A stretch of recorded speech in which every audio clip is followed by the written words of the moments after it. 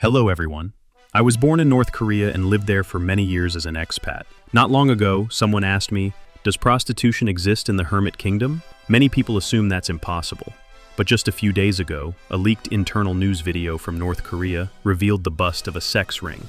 Let's take a look. 까지 사용하며 성매매를 알게 붙잡혔는데 생활고를 겪는 저들을 끌어들였고 20대도 있는 거로 드러났습니다. 이자희 게임의 노무가 노무 길에 들어선 성우들의 평균 나이는 21살입니다. 요리될 쌀난 애어린 성우들도 있습니다. The footage suggests it doesn't take much to hire one of these girls. It's clear from the video that this issue has existed in North Korea for quite some time. Meanwhile, foreign media often claim that North Korean relationships are extremely conservative, that men and women don't date before marriage, don't hold hands, and that premarital sex is forbidden. These are all myths. So today, I want to talk about gender relations inside North Korea. I've said before that relationships in North Korea are more open than people think. But how open exactly? Are there porn videos? Is there prostitution? How did that even come to be? And what jaw-dropping things have I personally witnessed? Let me be clear. North Korean views on relationships are not as conservative as those in traditional societies like the Middle East. The phrase, bad moral conduct, once common, is now rarely mentioned. With the rise of a market economy and growing openness, things have spiraled out of control, even to the point of surprising me. Even during early puberty, dating is common among North Korean students. That's mainly because, by that age, they lack other forms of entertainment. Except for a handful of top students from well-off families, most people fail the college entrance exam, so they just give up. When the state fails to provide outlets for creativity, ambition, or even basic leisure, human nature seeks alternatives. In this case, it manifests as early dating, sexual experimentation, and sometimes disturbing behavior. The idea that most students give up after failing college entrance exams isn't just about education, it's about the loss of hope. There's no second chance, no alternate path, no support system. So, young people turn to whatever distractions they can find. Relationships, risky games, or even illicit activities like hiring sex workers. This isn't just youthful rebellion, it's survival in a system that offers them nothing else. Some hooligans even pool their money together to hire working girls. This was mentioned in the leaked video as well. During the pandemic, a popular game among students was spinning bottles, like Truth or Dare, but only with the dare part. Whoever the bottle landed on had to perform some kind of act, sometimes even a sexual one. Authorities eventually cracked down hard on this. The bottle game, while seemingly innocent, reveals the gradual erosion of societal norms and the desperation to feel something, a thrill, connection, or defiance, anything to break the monotony. The regime's harsh crackdown on these behaviors only proves how out of touch it is with the reality its youth are living. Believe it or not, even within grooming gangs, there have been disturbing conversations like, can't find any new girls in high schools anymore, maybe elementary schools are better. That tells you just how far things have gone. Hearing conversations like that was absolutely sickening. When I first came across this kind of talk, I couldn't believe my ears. It made me realize just how far our society had unraveled beneath the surface. But the fact that some were openly discussing targeting children, that was beyond disturbing. The absence of basic infrastructure like hotels made things incredibly difficult for young people. With nowhere private to go, many were forced to meet in whatever spaces they could find, sometimes even outdoors. It was both heartbreaking and absurd. In a society that preached morality and control, the reality was that people were left to navigate their relationships with zero support or safe spaces. It just showed how out of touch the system was with real human needs. There have even been cases of female soldiers becoming pregnant and being quietly sent home. While military service includes routine checkups, some managed to slip through. This was one of the most shocking things to witness. I remember hearing whispers about female soldiers suddenly being discharged, and over time, it became clear why.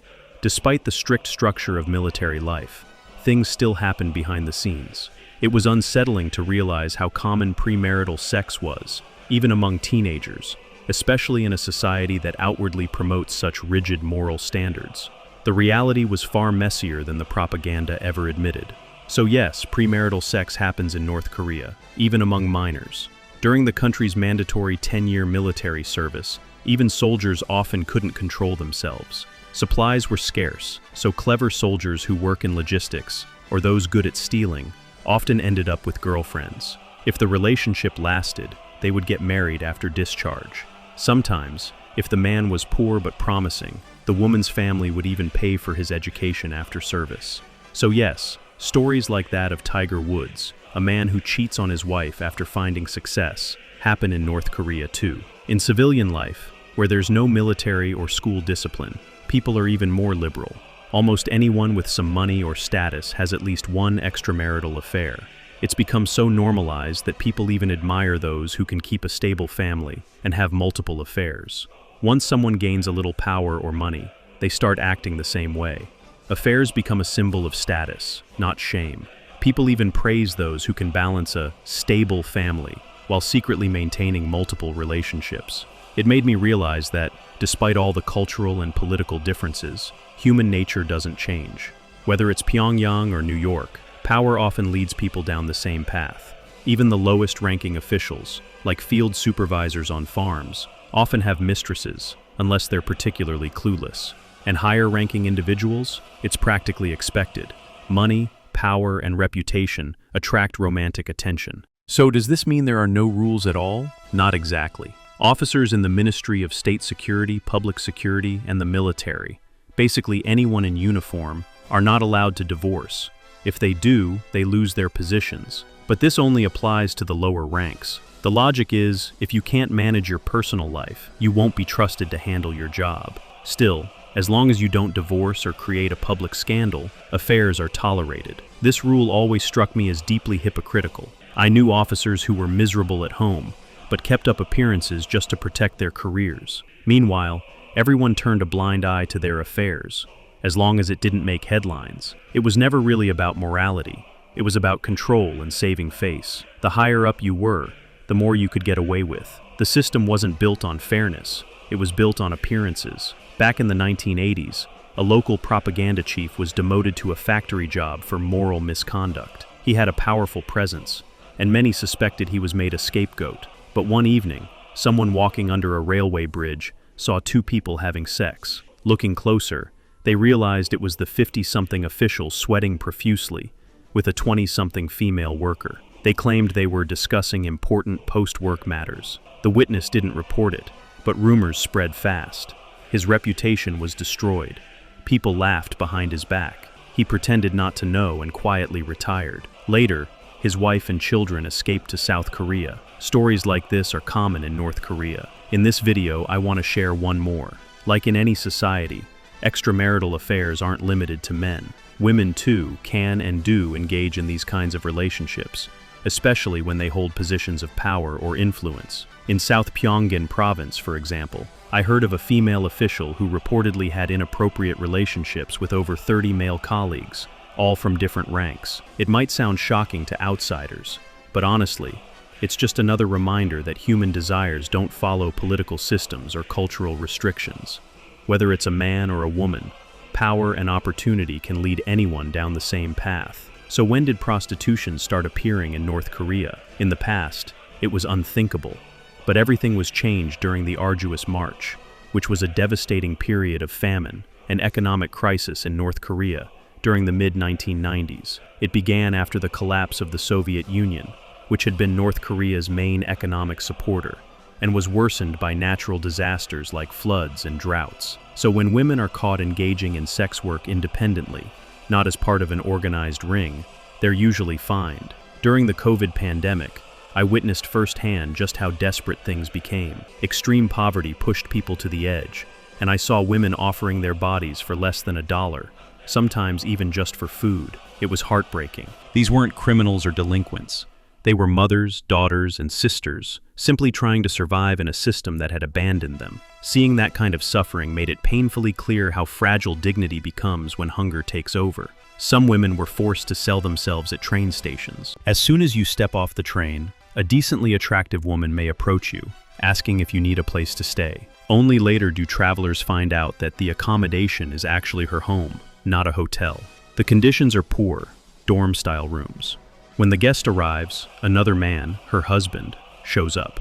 They prepare food and drinks. During dinner, when asked about the cost, the woman replies, "We'll settle it all together tomorrow, food and lodging." After dinner, the lights go out. When the guest lies down, the woman slips into bed, completely nude. The night passes without a word. In the morning, the man pays the agreed price and goes on his way. I've heard stories like this more than once, and while they may sound bizarre or even scripted, they reflect a grim reality many in North Korea face. People have learned to survive in ways that blur the lines between hospitality, desperation, and silent understanding. When travelers step off the train, they're often exhausted, disoriented, and hungry, easy targets for these unspoken arrangements. The woman's offer seems kind at first, maybe even generous, but once inside, it becomes clear. This isn't a guest house. It's just a poor family trying to make ends meet with whatever they have, including themselves. To outsiders, it might seem like a scam or some kind of informal brothel, but to them, it's survival. No one speaks directly about what's happening. There's a shared understanding, even shame, that keeps things quiet. To me, these stories aren't just shocking. They're a sobering reminder of what people are forced to endure when a society fails to provide even the most basic means to live. There have even been wild stories, like a man who arrived late at night on a train and in a dark corner had sex with a prostitute. The next morning, he realized she was a filthy beggar, clean only around the mouth. He was horrified. When North Koreans first hear stories like this, they often burst into laughter, but that's usually followed by a wave of sadness. While the government turns a blind eye to affairs, they strictly control media. It always struck me as strange that having an affair might get you a slap on the wrist or some re-education, but watching porn could destroy your life. I personally knew someone who got sentenced to 12 years in prison just for watching it. It wasn't even some large-scale operation, and if you were caught sharing it or organizing group viewings, the punishment was even worse. Back then, most of the material came in secretly through people who traveled back from Japan. People would hide it on tapes or discs, risking everything. But despite the fear and the harsh consequences, curiosity never went away. People still wanted to see what was forbidden. The irony is, even though sex itself isn't banned, the government acts like watching sex is more dangerous than having it. That's why I always say, anyone who claims there's no porn in North Korea just doesn't understand how things really work. Another rule, while affairs are tolerated, cohabiting with someone else while still legally married is considered bigamy, and that is a criminal offense. You can have affairs, and everyone knows it, even brags about it. But the moment you live with someone else while still legally married, suddenly it's a crime. It's as if the government isn't punishing infidelity, just the appearance of breaking social order. I knew people who kept mistresses for years without consequence, as long as they kept up the illusion of a stable home. But move in together? That crosses the line. It just shows how much of North Korean law is about maintaining control, not morality. This video isn't meant to sensationalize the dysfunctions in North Korean relationships. It's meant to show that North Koreans are human beings. Human nature doesn't just vanish under strict laws. In places where tourism is allowed, locals see foreigners wearing shorts and tank tops and want to dress that way too. They just can't. So they secretly wear those clothes at night in their homes. When I was at university, I met students from the Middle East who shared stories that felt strangely familiar about strict rules, social expectations, and the double lives people often had to lead. Hearing them talk made me realize that North Korea isn't as unique as I once thought. No matter where you are, when laws try to suppress basic human nature, like love, curiosity, or desire, they eventually crack. People find ways to live out their truth, even if it has to happen in secret. The North Korean government portrays life as a utopia, but that's just propaganda to justify their own rigid ideals. Having faith is fine, but history and reality remind us that belief is belief, and life is life. You can't sacrifice people's quality of life just to uphold an ideology. Some things just aren't sustainable. If you enjoyed this video, hit that subscribe button and leave a comment down below. I'll be sharing more shocking videos about the real life inside North Korea.